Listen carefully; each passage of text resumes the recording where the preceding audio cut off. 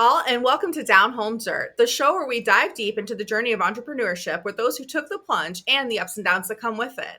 And today I'm really excited because our guest is Epiphany James with the Sleepy CEO. Hey, how are you today? And welcome. Thanks for coming out. Oh, thank you so much. I'm so excited to be here. I am doing great. I've got my cocoa. We're rocking and rolling. It's a great morning. I'm so excited. We always record on Sunday mornings. I feel like they're the best mornings to be able to meet with people. Absolutely. So tell me a little bit about yourself. How long have you lived in the Triangle and what brought you here? What brought me to the triangle? Mhm. Okay. So, yes, I'm Epiphany James of the Sleepy CEO. We help you scale your business while you sleep. And I'm from Raleigh. I'm one of the few natives of Raleigh. I'm North Carolina born and raised. I did have a stint in Boone for as college, and then I had a stint in Winston-Salem for grad school, and then Charlotte. But I just recently came back to the Triangle a couple years ago, and then moved to Fuquay just this past February. So it's been nice being in the suburbs. I never thought I'd be a suburbs gal, but here we are, and I'm really enjoying it. It's a nice area. I'm really fond of like Holly Springs area, Cary, stuff like that. Absolutely, absolutely. I think that's like the goal is one of those spots next, but this gets us the big backyard for the dogs. I feel you on that. I have a tiny dog, but a half acre backyard, and I love it. Yes, yes. So tell us a little bit about the Sleepy CEO. Who's your ideal client and how can you help them? Yeah, absolutely. So it's kind of like a parent company. So there's the Sleepy CEO and then there's Scale While You Sleep. So I want you to think of it as far as like services and then education and mentorship. So Scale While You Sleep is the service, and that is a let me start with the ideal client. Every business has dead leads, and it's because they've spent time gathering those leads, whether it's through advertising, organic outreach, but they've got this bucket of leads, and maybe they've converted 50% of them. That leaves 50% just chilling, not converting, and considered a dead asset. So, my favorite thing to do is I leverage AI and SMS. I have a custom built, this is not a copy paste AI solution. This is a custom built AI sales assistant to your company. I named her Clara after my grandma, but also Clara means clear, and she's the best. I like to say I take the artificial out of AI, and she's sounds like a true human being that's trained in your business and your FAQs, and she's really good at objection handling and getting those dead leads resuscitated and back onto your calendar, into booked calls and into business. And so that excites me because I'm starting with something that someone would consider a dead asset, and I'm bringing found money. So it's like a treasure hunt. And then from there, we can look at all the other ways to automate your business on the front end. But if I can convert your dead leads, that's where the fun gets to, it's like a playground of like, okay, then what else can you do? So that's scale while you sleep. And then the sleepy CEO, that's more than just, that's the ethos, that's the vision. And that's where I write articles, education. I want to host retreats coming here soon.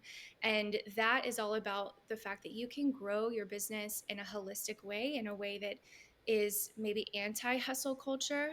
There's something to discipline, there's something to showing up and taking action every day. But I think as a neurodivergent individual in particular, I have had to learn how to do those things in the ebbs and the flows of what my body and my brain will allow me to do that day. So I think bringing that, I like to say, like, people who are neurodivergent or anybody with a disability, we're the canaries in the coal mine. So listening to us actually helps the whole collective. But providing that experience, I can help both neurotypical or neurodivergent business owners look at how they can grow their businesses sustainably. We look at like LEED, like LEED certified businesses that are sustainable for the environment, which is incredible. But how are we creating businesses that are sustainable energetically? Because if you're burnt out, your business doesn't exist or your business will suffer. So, how do we avoid that on the front end? No, absolutely. I've dealt with burnout myself, and I just did not know how to get out of it. And sometimes we just need that. So tell us about what your ready moment was that made you jump into entrepreneurship. Entrepreneurship is funny. It's kind of always been a part of me. Even back in grade school, I remember I would like sell things in order, like Spice Girls was big when I was in grade school. To me, it's like it was my whole world. And I am Posh Spice. And I would sell things in order to be able to buy Spice Girls memorabilia because it was that important to me. So I would come up with things to sell in the cafeteria, like even if it was my Cheetos, to be able to trade on the Spice Girls market. So anyways, it's always been a part of me, and I've had many businesses over the years, whether it was building brands online or building even under somebody else's money. I would come in and manage another business. And I when I was 24, I took a cafe from in the red to profitable in 11 months, and it had been in the red for years. So it's just like a part. That's not to say that I'm a genius or anything like that. It's just that I love creative problem solving a lot. And so I'm willing to get messy. I mess up, but I'm not afraid to fail forward. And I think that's such a key factor of entrepreneurship. We have to fail forward. And in fact, reframe failure as feedback. Because if you take a failure and you hold on to that word fail or personalize it as in I'm a failure, then you'll never get up and do it again. So you just have to take it as okay, that's feedback, meaning it didn't work for me. Let's try something else because something is going to work. It goes back to that adage of there were 999 ways not to make a light bulb, and it was that thousandth way, and then suddenly we have electricity. So you just got to keep trying. So I don't know if it was like a core moment, but stepping into the Sleepy CEO was birthed out of burnout, recovering from acute burnout, and acknowledging that as much as like girl boss culture maybe brought a new wave of feminism, which was important, there has to be another wave after that that's more sustainable, because this whole trying to like have it all is ultimately a larger problem of women continuing to give and give and give and pour out and pour out and pour out, and no one's pouring into them, and then we're empty cups. And so that's where the heart of the Sleepy CEO was born. That's incredible. And I feel the same way about like failure. I think it's the door to success. And I tell people that all the time. If you don't learn what not to do, how can you move forward? It's the same with raising children, living life. Just you have to fail in order to succeed. So Absolutely. I really think it's an important part. So tell us a little bit about your support system. Who's your biggest supporter and how has having that support helped you to practice success every day? Oh my goodness. I feel really fortunate to have a rich support system now in my life. My family has always been supportive. I mean, I'm the girl that went to undergrad for music. So had they not been supportive, that would have never flown because it's not a practical major. And yet they were like, go after it. Like, you've always loved music. If you don't, you'll wonder what if. Like, do it. I didn't know I was going to graduate into the recession of 2008. So, anyways, hence the power of marketing, because that's a creative field that is fairly recession proof. However, coming back to my support system, my family, my parents have always been so supportive of me, and I'm really appreciative of that. And I feel like I have an extremely supportive partner. Tyrone is my partner, and he holds space for like my imagination, because my imagination is big. I'm always dreaming big.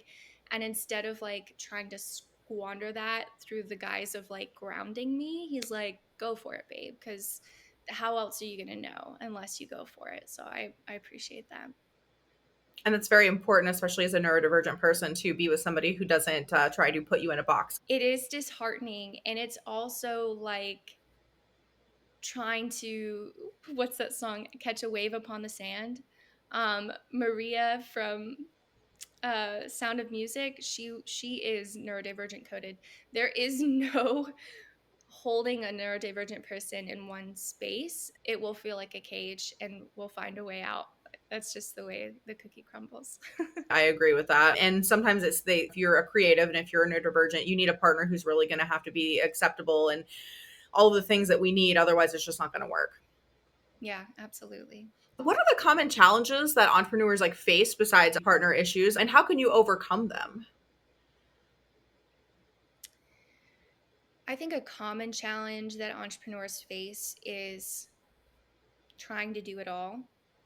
And I understand why, because in the beginning, when you're growing a business from nothing, unless you are already financially independent, you are going to have to be you're going to have to wear many hats.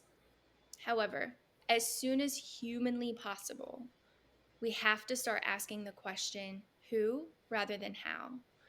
And this is not something I've made up, it's something I learned from Russell Brunson. And I read a lot of books by entrepreneurs who've gone before because they've gone before. It's like, Mhm. why hike through a cave with no flashlight and no guide when you could go through this unknown, this like dark unknown area with a guide, with someone who's done it many times. Russell Brunson said that he's the founder of ClickFunnels, and he studied the entrepreneurs who were quickest to hit $1 million and those that took longer and what the differences were. And he said the ones who hit it quickest were the ones who asked who rather than how, meaning they asked, okay, who do I know that's incredibly good at copywriting? Who do I know that is incredibly skilled at media buying, at ads? Who do I know that's so looking at those things and hiring on the best people for those positions rather than asking, how am I going to learn copywriting? How am I going to learn sales psychology? How am I going to learn? Because when you do that, you are one person. You cannot be an expert at everything. I'm as an ADHD person, that's like bet, okay, I'll try, I'll certainly try. But at the same time, you really can't. And so it's going to take so long to get to a level where your copywriting's converting, where you understand sales psychology, where you understand media buying, like all these different skills that are absolutely necessary for growing a business online in 2024, nearly 2025, that we have to have these skills. It is so much quicker to find the best person who already knows how to do that, except that it will hurt your profit margins for a moment so that you can hit the next stair step. So think of success, it's not a curve. It's probably not even as clean as necessarily stair steps, but I want you to think of that. It's like anytime you hit a plateau, ask the question, who can I bring on board who's been there, done that, is skilled at that, so I can hit the next breakthrough. And that will create increases for you so much quicker. And it is a really powerful buffer against burnout because there's only so many hours in the day. And so you can only do so much. And that's where the leveraging like your community and like that's mutually beneficial. That's helping the economy. That's helping those individual freelancers, entrepreneurs, businesses by hiring them out. Like you are exchanging value by doing that. So it helps you individually, but it also helps the collective, which is equally important. No, absolutely. I agree with you on that. And that it's something where I get burnout because I'm like, I'm going to master this. I'm going to do this. And that's not even feasible, especially with all the other responsibilities on top of it. It's just not. So that's great. I'm learning. That's why I do this podcast because I want to learn with everyone else who's listening. So I'm going to Right. start asking who instead of how. And you know so many who's because you've done so many episodes of this. And so when you just think about that, it's like in marketing, you can pay for ads and that's an important part of scaling. But before you do paid growth, are you leveraging your warm network? We're so afraid sometimes just to reach out, and I think part of that is like MLM culture where it's made everybody wary of like, oh, I don't want to sound like a hun, I don't want to sound like a sis. But um because that's how they're like, hey sis, hey hun, that was that reference. But if you can just be a human being and keep connections up for the quality of the human being, and like just meaning like the quality of the value of just having relationships. Like we are not all islands. And I think as entrepreneurs, we can think that we are sometimes. And we think it's easier to sell to a stranger than it is to a friend.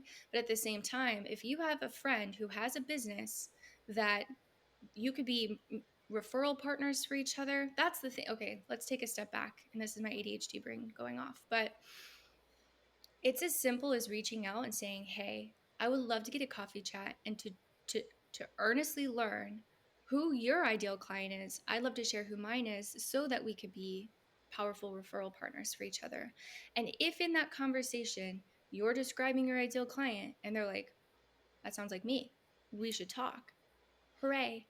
If that does not sound like them and it does not resonate with them, but then they understand who you're looking for and they're like, "You should talk to Sally," you know, that's also powerful. And that could happen 6 months later. But if you're having those conversations now and doing it in a normal, not icky, not weirdo way, then it creates this snowball effect over time. So, I'm very big on networking. We talk a lot about it on the podcast. Sometimes we meet with different networking groups to kind of get their groove because they're all different. And you have to find the one that works for you and for your business. Make sure you're keeping those connections and building them and continuously making sure that you're in the scene, essentially. yeah, absolutely. So tell us a little bit about how you measure success. I know you talked about it in forms of going up and down and making profit, but besides profit, because that's the goal of business, how do you measure success? I think I'm a very goal oriented person. I'm a very food motivated person too, much like my cocker spaniel. Like on a daily basis, I have success goals. I make a list of my to-dos. It's not a sexy term, but my to-dos the night before of what I envision for the next day. In the morning, I reassess and I pick 3 that are my primo things to do. If I get beyond those 3, now we're in what I call sprinkle territory. Like we've gotten the cupcake, but now we're getting the sprinkles. So that gives me a dopamine hit too, because so much of entrepreneurship is task initiation. So I'm focusing on that. So there's daily success goals. If I get those 3 done, that's a win. That's a pat on the back. And now we're in sprinkle territory. And then there's obviously monthly goals. I mean, weekly, monthly, yearly, all these things. But success to me is more of a feeling of like, how do I want to feel in my day to day? I feel successful in my business if I personally can wake up, go through my morning routine, not feel rushed, um, have time with my dogs, my best coworkers, go on a walk in the evening with my partner, enjoy dinner with him. That's successful to me. And that's something I didn't have when I was working for another company. I spent just as much time on the road as, a whole work day a week, just getting to that place and back, giving over probably 50, 60 hours a week to that company. And at the end of the day, while I didn't mind building that company in a positive way through marketing because I believed in the mission, I wasn't building my own thing. So it's success to me. People talk about entrepreneurship as like you trade in a 40-hour week for a 24/7 job. But at the same time, it is success because within those 24/7 days, hours, you get to decide what that looks like. Mhm. And other than the self-made million and billionaires in the world, or other than the not self-made, the like born into millionaires and billionaires in the world, nearly all the other millionaires, they're self-made through entrepreneurism. So our potential is so much higher in this space to create real um, abundance for our family, for our future generations. Um, and beyond that, beyond the money, just like impact. And beyond that, I mean, like impact globally, communally, familially, nervous system wise, when we think about Maslow's hierarchy of needs, there's Mhm. so many, like what you will never, have you ever watched like, okay, there's this movie called In Time with Justin Timberlake and Amanda Seyfried, okay?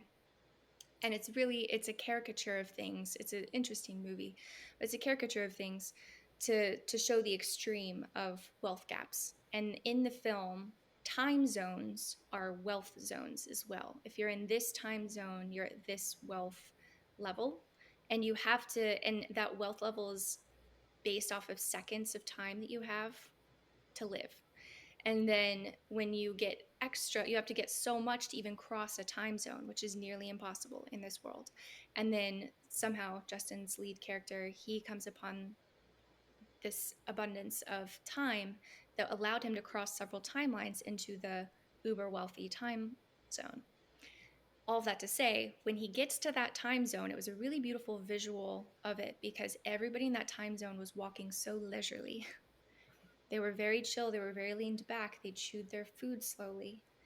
And that's not an inaccurate representation of the fact that when you're in that lower time zone, you feel like you have to eat fast, you have to walk fast, you have like there's this sense of hypervigilance that comes from food scarcity, that comes from financial scarcity, which I've had cycles of that in my life that have to be kind of overcome to allow our nervous systems to embrace the fact that we're not being chased by a bear. So I say all of that to say that success for me is being able to, even in the ebbs and the flows of entrepreneurship, to try to hold on to that place in my nervous system of I'm okay and I'm not being chased by a bear. That's very important because I know that when I first started my business, I was feeling that way myself. But I was also, in a situation where I didn't know anyone in the town that I just moved into. So obviously, I wasn't able, I had to build the relationships, I had to build the business, I had to do all the things. And now that I'm almost 5 years in, I'm feeling more secure in everything, and I don't have the I'll take any client, I'll do this exhaustion all the time. And it did Right. take time, Right. but you're absolutely right. It's a wonderful feeling to feel secure. Yes, absolutely. It is. It's a gift and it's something to I will do anything and I'll work whatever hours I need to in order to make that happen. But that's where AI comes in because then I can leverage technology to spend less time on it, which is a win-win. I agree with you 100%. A lot of people are scared of it. They think this, that, and the other is going to happen, but it's like, use it to your advantage. Like, don't be scared of new things. Oh, absolutely. And I'm a lifelong creative. My undergrad was in music, my graduate is in film. I still produce films. I love the arts. And I think my community in particular is very reticent when it comes to AI for good reasons, because in our industry, in the film industry, we're fighting for the right to keep our likeness because with AI, they could film an actor once and then use theoretically their image in perpetuity for any derivative. Meaning, if they wanted to make Space Cowboys 12, they could, Yeah. you know? And so there is true threat to the creative community when it comes to unethical uses of AI.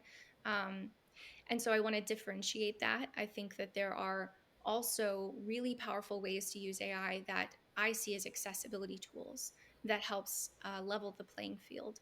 And when you're again talking about a population with any sort of visible or invisible disability, in America, our disability system is so broken, and Mhm. there are some legislation, pieces of legislation that are aiming to bring it a little bit more up to times. But when you consider, I don't have to rely on that system, which is great, but I know so many people that do, and I want better for them as well. So again, when we're talking about like how entrepreneurism can help yourself and the collective, which I'm really passionate about, this is a way, like AI is really a way to allow people who have varying disabilities create consistently, regardless of, in our community, we talk about like spoons, like how many, it's a low spoon day, it's a high Mhm. spoon day, like how much we have access to that day. AI is such a beautiful way to create as close to passive income as you can because of how powerful it is and how much it can do for you, which allows you to focus on things that only you can do. And that I think it will help usher a new level of human ability because we won't be focusing so much of our brain bandwidth on the minutia. No, you're absolutely right. And that's kind of what I've taken a liking to, is being able to use my spoons, my brain for other things and not necessarily have to think about all the little details. So Totally agree with you on that. You talked a little bit Absolutely. about like having kind of a leisurely life. How do you see yourself in the future? Just your future goals for you? A house by the water. Like I'm not looking for world domination. I'm looking for me and the love of my life and our two dogs.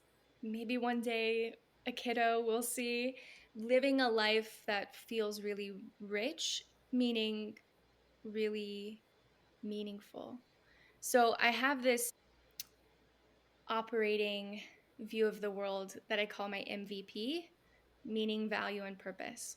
So every life, in my eyes, is invaluable, priceless. The moment that you come out, even if you were born on an island and somehow no one else was on the island after you were born, it was just you and the island, you would still be invaluable. Like capitalism aside, you are priceless, you are invaluable. Your value is not dependent upon what you can create within the capitalism structure. Then there's meaning. Meaning comes from interactions, our interrelationships.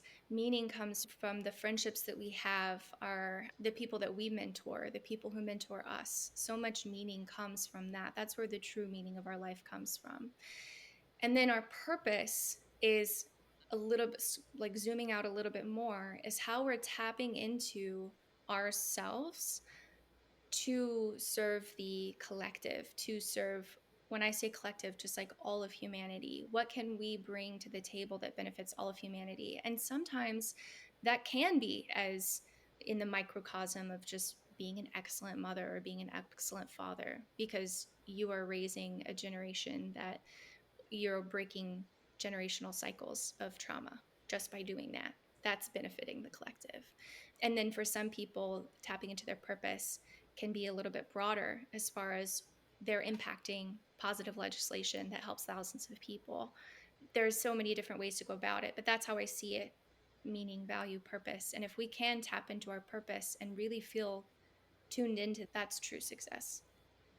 I feel you on that because a lot of generational curses need to be broken in order for us to have a better society. Right, which I think is why it, for me, it's like a foot in both doors. Like I want to have this quiet life with the people that I love, while also having this foot in the door of having that regulates my nervous system to a level that I feel like I can think more creatively about solving larger problems Mhm. outside of that microcosm. But at the end of the day, if I get to come home to that microcosm, it's a win.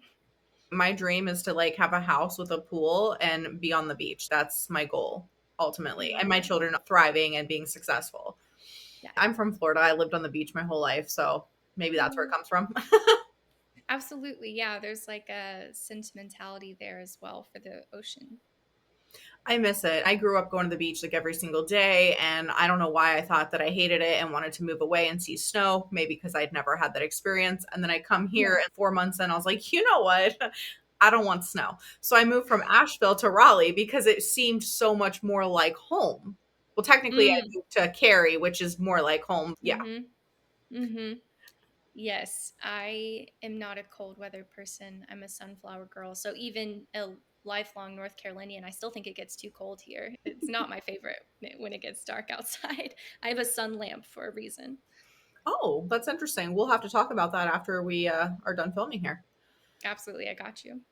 So that's a really interesting. So tell us what your future is going to be like for your business. How do you want to see your company grow and what does it look like in 5 years? Yeah, absolutely.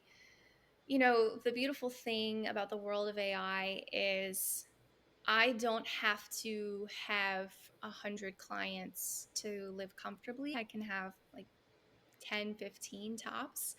And so I, that's, there's a point where that's going to be more like an engine whirring in the background. Once you set up the technology, it takes a lot of upfront knowledge and care to get your AI to where you need it to be, especially for it to sound like a human being.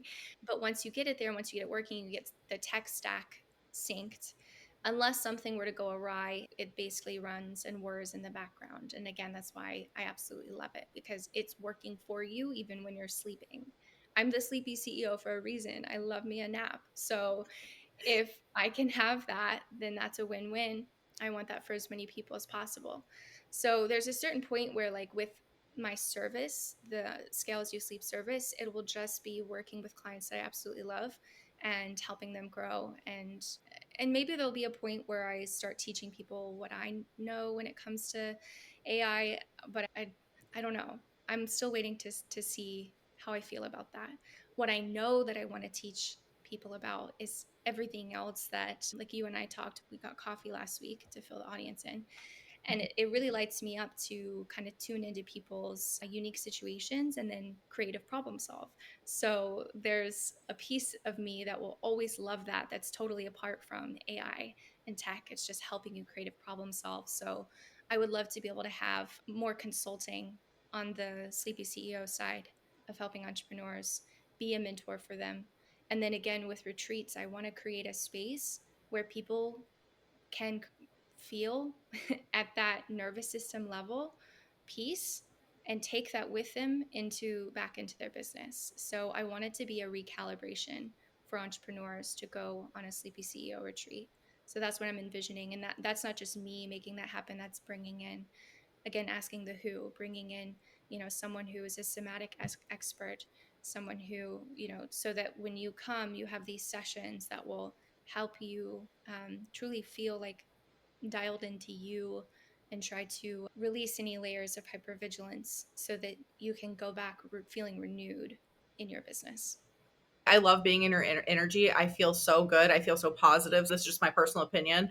Everyone should have a cup of coffee with you and get that, because I was so refreshed after we had a conversation. And I was like, great, I'm going to do this. I don't feel anxious anymore. I know how I'm going to do it. I know who I'm going to look for instead of how I'm going to do Uh, it. Thank you. Thank you so much. That means a lot. It's really turned my business around. So thank you.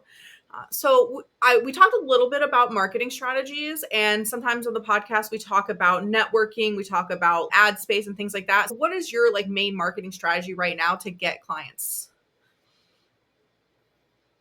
I've been in the online marketing space for so long that I'm kind of for fun dabbling in person, which is how you and I met.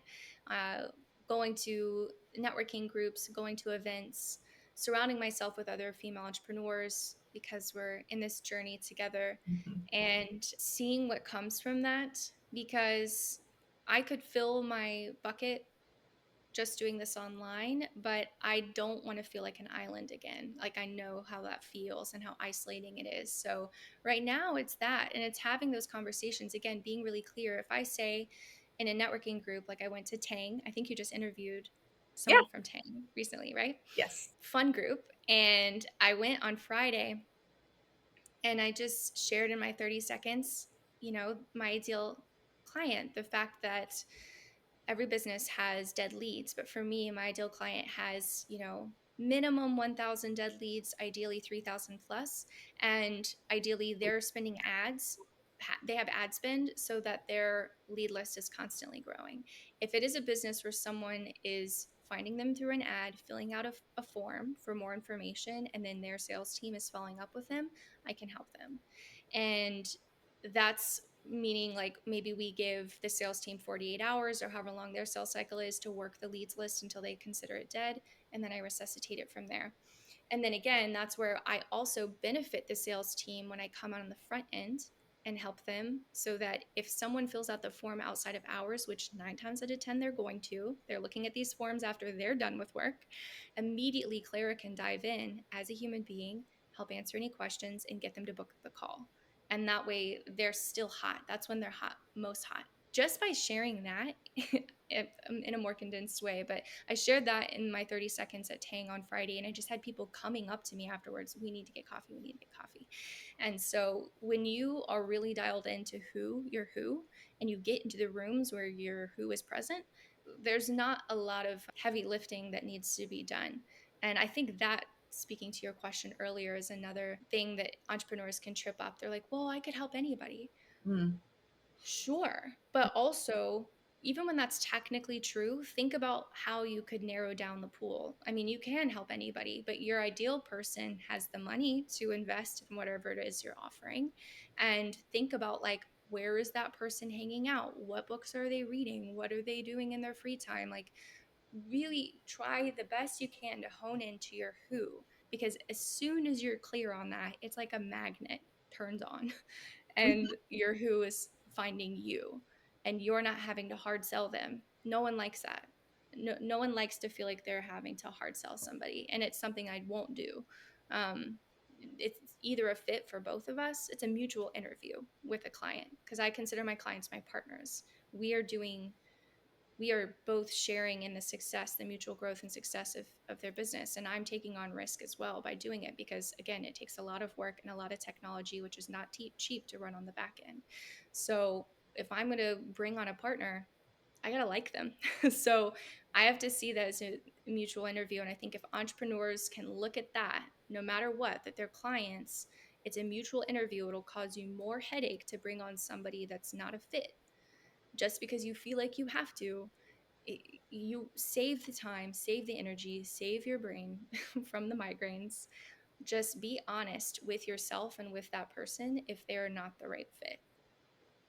That's something that I had to learn the hard way, because when I moved here, I didn't know anyone. I could help everyone, and I was taking on things that just were not a good fit for me, for my business, for anything. So it took me learning to funnel that down to who my ideal client was, and then making sure. That's why just in my business alone, I go out and I meet with them and we go over the checklist and we talk about, like, is this a good fit for both of us? Do your expectations exceed what I'm willing to provide? And I think that's very important. And it was a hard lesson to learn. So hopefully anyone listening to this goes, you know what, maybe I don't want to learn that the hard way. So, Exactly. Yes, I hope so too. yeah, I love sharing like the information that I found out like the hard way. Cause ADHD, I'm like, I'm going to learn this. All right. I'm so glad that you said that, because that is a real thing. I have to remind myself that I don't have to do things the hard way. What if it can be easy? That's like a question I ask myself, like to re-dial myself in, because I don't know what it is about my brain, but even if I was given an exact formula to do something, I'm going to see if there are variations of that I can do. Maybe it's because I don't like being told what to do. Same. So, I'm going to try to like do it my way, like I don't know if you're like this too, but if there's a trend, like let's say there's a movie that everybody in the world is watching, I'll finally watch it 4 years later, because I don't like feeling pressured to watch it because of this societal expectation too. So, anyways, I can be so hard headed, and I acknowledge that. But I think that I have to remind myself when it comes to business, it doesn't have to be hard. I don't have to unnecessarily add friction to this. Like it can be easy. It can be easy. It doesn't have to be hard to be worthwhile. And that's a social script that I think we all need to remove, this like blood, sweat, and tears, kind of thing where something has to feel like it was difficult to be earned. That's a capitalistic rhetoric. Mhm. So take a step back and imagine there's honestly privilege is a thing, okay? There are systems of oppression. I hope no one would hear this and think that I'm ignoring that, because those are real. And there's so much opportunity. There's so much opportunity. And if we can just allow ourselves for a moment to think, because so much of business is mindset, that it's possible, like what if it is possible for me? And then suddenly doors will open. Why? Because you can't knock at a door of opportunity if you don't even believe that there's something on the other side for you. So you have to believe that there's something on the other side for you to even approach the door to knock it. So, anyways, I get off on a tangent for that, but I think that we have to believe in ourselves, and it can be easy. It doesn't have to be hard. That's absolutely great advice, which leads me to my next question. What advice was most impactful to help make you make the leap into entrepreneurship?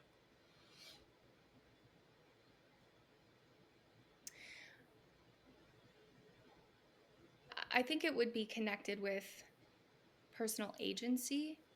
So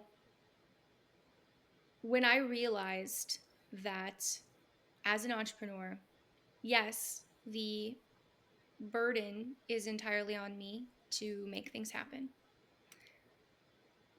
but it's a coin. The benefit is also that it's up to me to make things happen.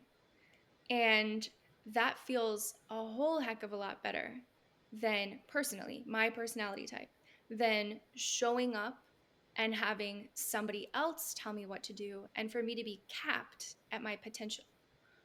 Because when you're exchanging time for money, whether it's hourly or salary, and salary can be even more exploitive than hourly Mhm. because of the nature of how it works, you're capped.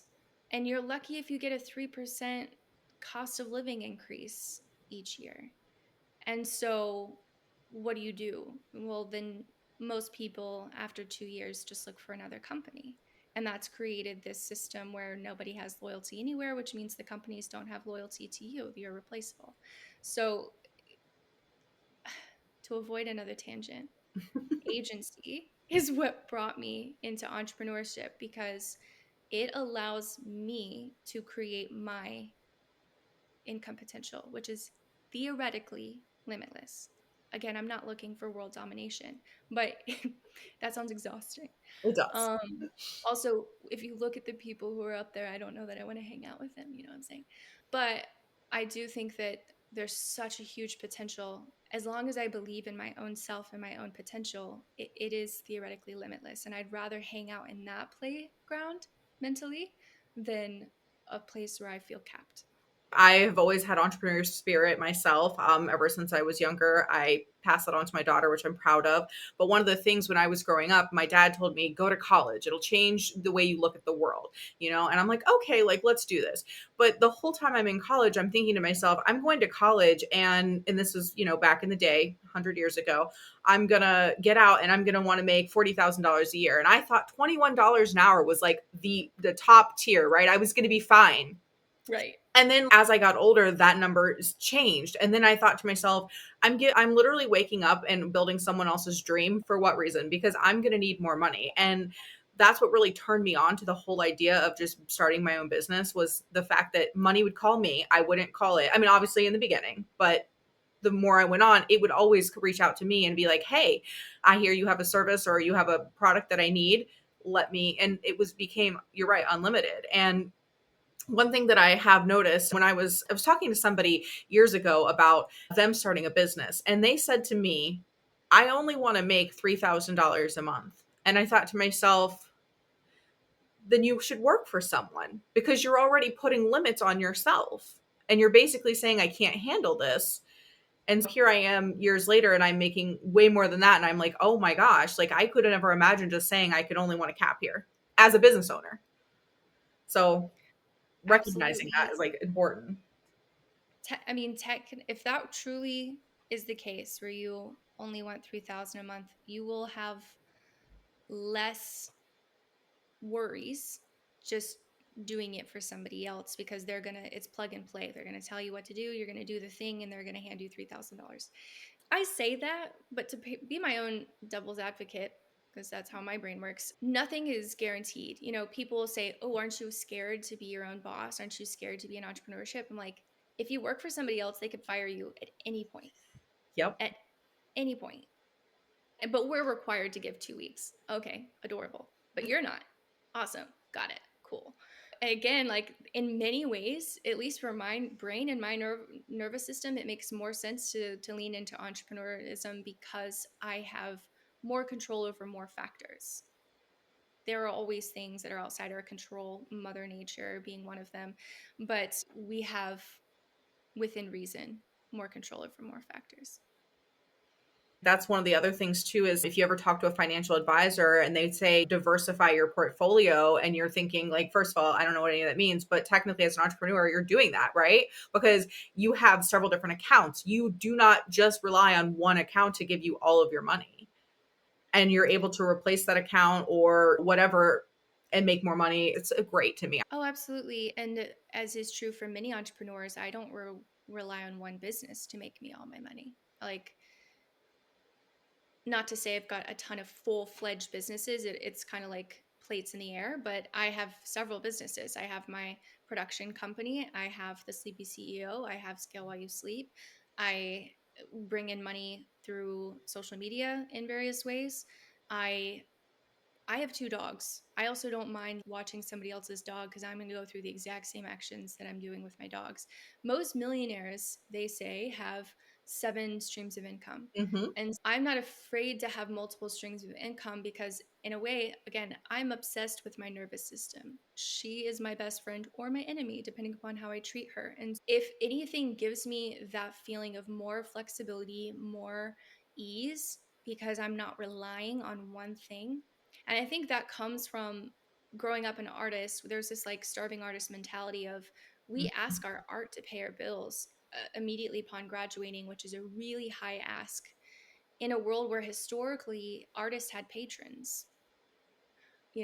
Like Bach was not scrubbing floors, he had patrons.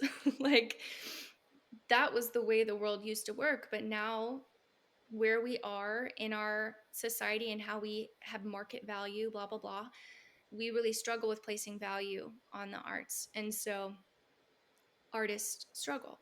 So again, like I knew coming out, I had to have other means of making an income because asking that of my art was going to kill my art. It's like pouring too much water on a plant.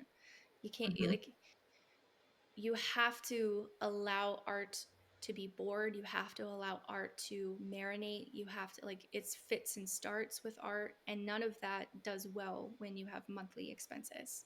I think that set me up for success because now I feel very comfortable with juggling several different things. You're right about that. I don't know if you're familiar with Thomas Wolfe, famous author, died at like 39, I think it was. Yep. But his whole thing was he never really talks about having a job because he actually had a very rich girlfriend who paid for everything. And that's how he was able to spend all of that time writing. And if you've ever read his writings, I swear he has ADHD because he just goes off and then he comes right back around. You're like, oh, okay. But I one of love the a side quest. yes. I got really interested in him because of the Thomas Wolfe House, and I'm like, who is this guy? And so I started looking up, and I went to the library, got the books. The books are like so thick, it's wow. Yeah. But he Yeah. started writing about the townspeople, and he would go and he'd like sit and listen to their stories and their gossip, and then he'd go write about them. And at first, nobody was like understanding it was them, and then when they read the thing, they were like, oh, that's me, that's my family, and they got mad and they kind of like ran him out of town essentially. But Like, if it don't spill wasn't our tea. yeah. Like, but if it wasn't for the rich girlfriend, like he wouldn't have been able to do the things that he's doing. So I totally agree with you on that. I always wanted to be an artist when I was younger. I grew up in Sarasota, Florida with the Ringling Art Museum and the art school and everything, right? And my Cool. dad used to tell me, like, you're not going to make money that way. You need to have a career and go to college. And so I was like, oh, cool. I'll just be like, a lawyer or something or an accountant, make a lot of money so that I would have it. But then it didn't occur to me that I would be spending all of my time at my job Mhm. like that, so I wasn't going to be able to do that. I bounced around a little bit like most artists and decided eventually to start my own business and been successful since then, but it is what it is. I just wanted to put that out there that sometimes in art we do tend to bounce around and find ourselves trying to prove it wrong, and it doesn't work out that way. It needs time Well, to and marinate. it does need time to marinate. And also, just like with the meaning, value, purpose, art itself has a value aside from the market, regardless of what the market may say. And I think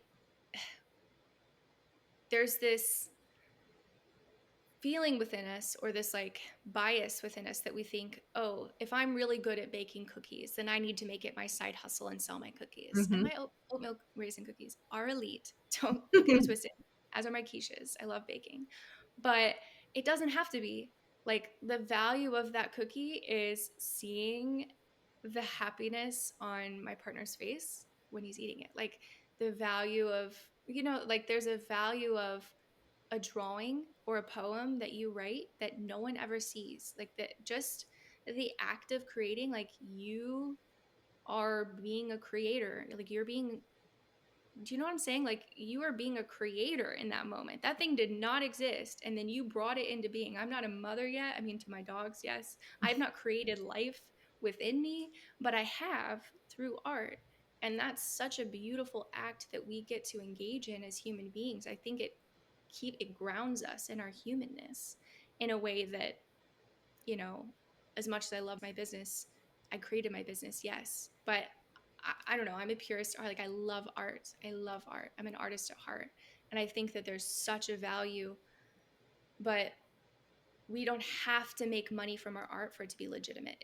Is ultimately what I'm trying to say. I'm trying to give, if anybody's listening right now, and there's that thing they create in the dark in their night in their room at night, and no one ever sees it.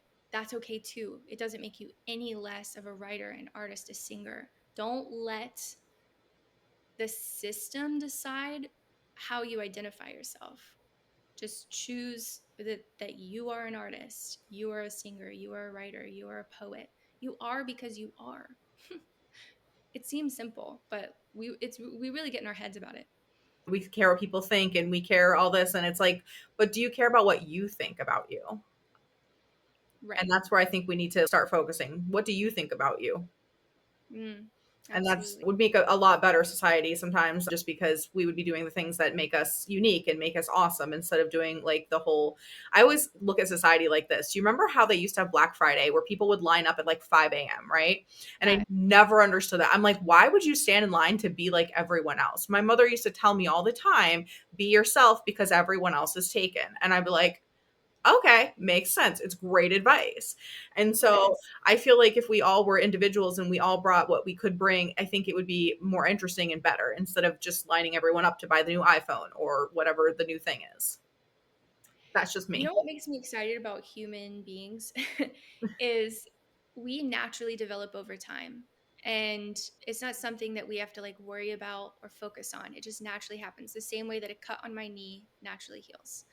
And so when I look at something like the Black Friday example, each Black Friday is like changing and shifting because we're changing and shifting. By and large, there's not as much of that frenzy. People aren't dying because there was a mob rush at the Walmart doors the way that it was back in the day. And I think Gen Z also gives me a lot of hope because just as a generation, they are so focused on not caring in a way. Like they care, but they don't care. They care about what matters and they don't care about the BS. And I'm censoring myself for your audience.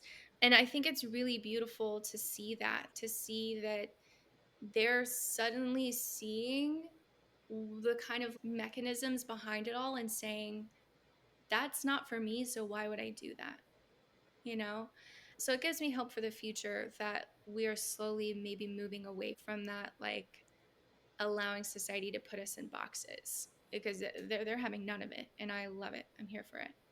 Same. And I noticed that a lot of the older generations, older than me, are complaining about not being able to hire them or whatever because they're expecting so much. And it's like, no, they're just asking for basic human decency and to not be controlled by you. That's it, right? Like, don't make Uh, me work 40 hours a week. Give me time off if I'm sick. Allow me to take care of my family, things of that nature. yeah, yeah. Yeah, they may pick on me for like the part of my hair or whatever, but I will back Gen Z all day. Like if I hear, someone from an older generation say that, I'm the first to be like, or Hmm. they are no longer allowing themselves to be exploited for a company that does not care about them at all. And I think that's a healthier way of looking at business. You are going, anybody's going to be, let's say this, the power of bees, like the people who are benefiting most from being able to squeeze the most out of a human being are going to be upset when they're not getting as much. And I think that's where we really need to look at power dynamics and what's actually necessary. So sorry. What advice would you give someone who's wanting to take the leap into entrepreneurship? Believe in yourself no matter what, but don't be afraid to pivot because I think perfectionism can keep people away from their full success and their full potential because they get in their heads. And I'm saying this as someone who's had to move through it myself, separating myself from that crowd. But I would be afraid to take action because as soon as you start a business, then people have there's eyes on you, right? And so now you're afraid to pivot because people are watching you, and so you have to kind of quiet the crowd, including the internal crowd. Put something out there, just start taking action, and your business is naturally going to evolve over time based off of your needs, market needs, what have you. And that's okay. That's a part of the process. And the same people who may or may not be thinking some kind of thing like, who does she think she is? Day one are going to be the ones who either want to be your clients or want to be your friends day 1000 when you've reached a level of success. Have the people around you that you trust that can be trusted soundboards. Yes. Trust your gut, learn what that actually means, and don't be afraid to pivot because at the end of the day, it's your head that hits the pillow. So, what allows you to go to sleep at night and feel good about what you're doing? That's ultimately what matters. My advice is a condensed version of what you said. I say just do it stupid and you'll figure it out as you go along, because you just have to get started. Love that. Yes, yes, yes. Do it stupid. Yeah, just do it stupid, because that's what I did with the podcast. I've never done this stuff before in my life, but that doesn't mean that I can't learn as I go along the way and figure out like what my audience wants to hear and who they are, and bring the stories in that brings them in. Yeah, exactly. Exactly. I love that. That's awesome. Thank you. Tell everybody where they can find you. What's your website address and any of your socials? Sure. Yeah. So they can find me. I'm on Instagram, XO Epiphany, but my business website is thesleepyceo.com or scalewhileyousleep.com. I'm sure those will also be in the show notes. Yes. And I hang out over on LinkedIn. I'm going to be sharing more AI tips. So hopefully that will help dispel any fears. And if you want to look into some of that now, I've got some blogs up on thesleepyceo.com. So LinkedIn is LinkedIn's address / Epiphany James. So Perfect. Thank you so much for sharing your story and all of the information. I really appreciate it. And I look forward to having coffee again soon in the future. And to yes, everyone else, thank you for listening in. And we'll see you again next week for another episode of Down Home Dirt.